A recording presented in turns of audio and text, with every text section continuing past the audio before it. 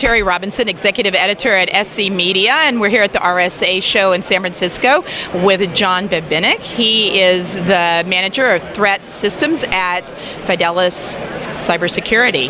Hi, John. Hi, how are you? Great. So glad to have you here today.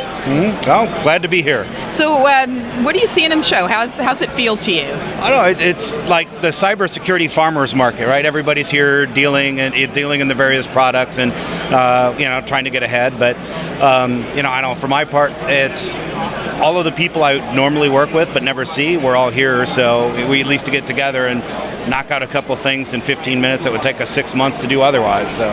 That's great.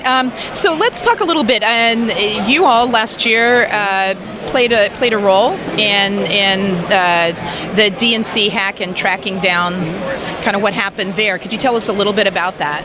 Sure. Initially, the DNC, through a law firm, contracted CrowdStrike to say, okay, we got breached, figure out who did it. They brought in 3 other firms to verify their findings. We were one of those to say, okay, was this really the Russians? Because it's kind of explosive finding. It's the only time I can ever think of that 4 competitors working on the same case, and 2 talking about it very publicly because of the very large implications of what it meant. And here we are, almost a year later, we're still talking about it and dealing with the fallout from that. But it's very. I said it was a very exciting thing to work on. Normally I stick with just criminal stuff because nation state, there's no end game, right? Okay, it's Russia. And, they're going to do it again next time too. And if we could influence their elections, if they had free and fair elections, we'd probably do it too. So, but glad I got involved because there's tentacles of that reached out into so many different things. Okay, so to what extent did historic forensics play a role in how you all went about? Well, without that, there would have been no way to get to attribution, really. Malware, like an analogy I use, if I gave you 10 books of Shakespeare, then I give you another book, you'd be able to tell me if that's the same author or not. But it needs that pattern because after seeing malware, it's coded a certain way, they have certain artifacts, programmers like doing their things.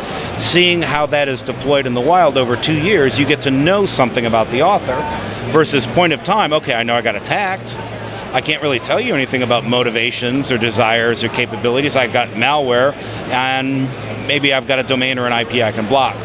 But a large body of historical information of who they attack, the vectors of how they get their malware in, and their techniques reveals something about them when you've got a large pattern to say, okay, we've got all of this stuff. All of the targets are identical to Russian intelligence priorities.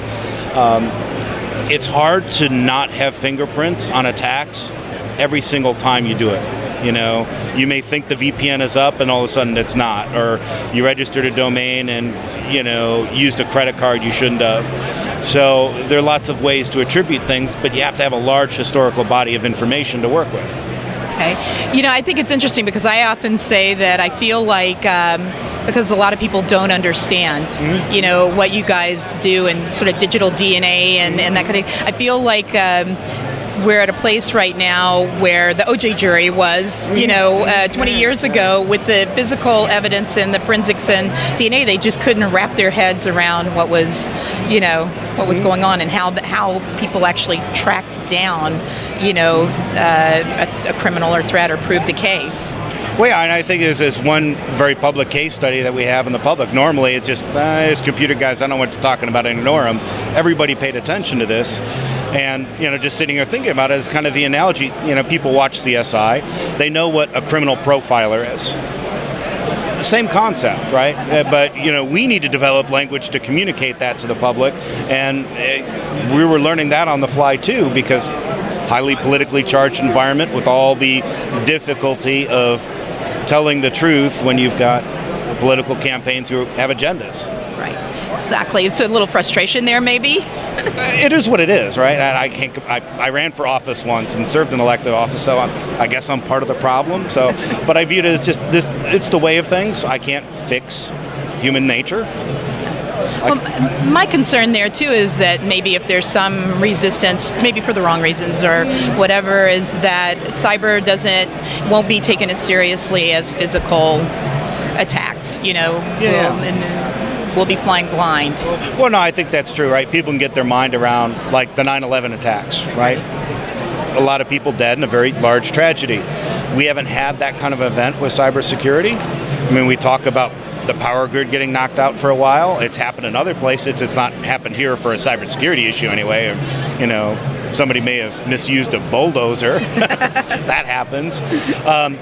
You know, I think ransomware is certainly raising some awareness. I hope it's the world's biggest security awareness exercise where people realize all that stuff we've been saying for 20 years, this is why it matters. You would hope that there aren't repeat victims of ransomware. I made this mistake once, I won't make it again. Certainly with elections, there's a lot of people talking about security of the ballot box and maintaining the integrity of the process.